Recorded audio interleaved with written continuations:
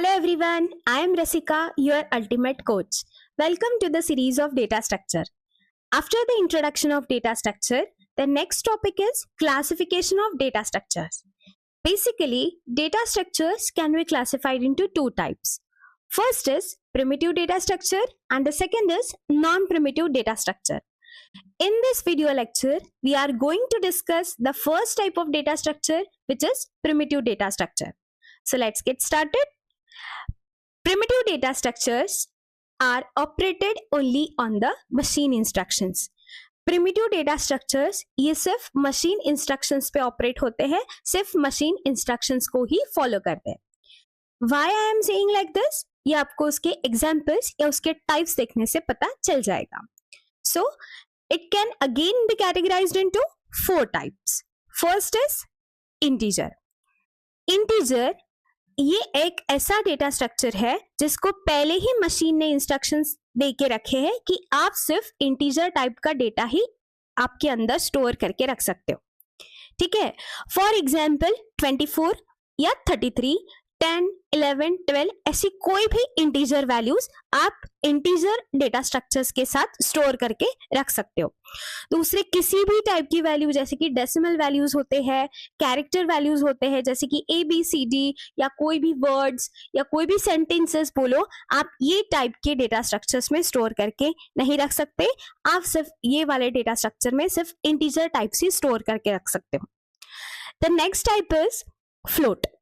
Float ये होता है कि फ्लोटिंग टाइप वैल्यूज जिसको हम बोलते हैं, जिसको बोलते हैं डेसिमल वैल्यूज, जैसे कि फॉर एग्जांपल 10.33, 51.30, 15.11 एक्सेट्रा.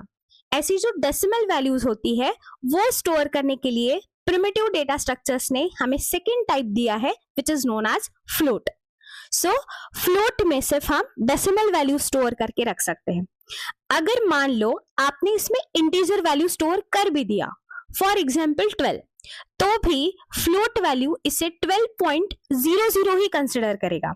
या इंटीजर में आपने 10.33 वैल्यू दे भी दिया तो भी इंटीजर उसे सिर्फ 10 ही कंसिडर करेगा, because already machine has given the instruction to this particular data structures.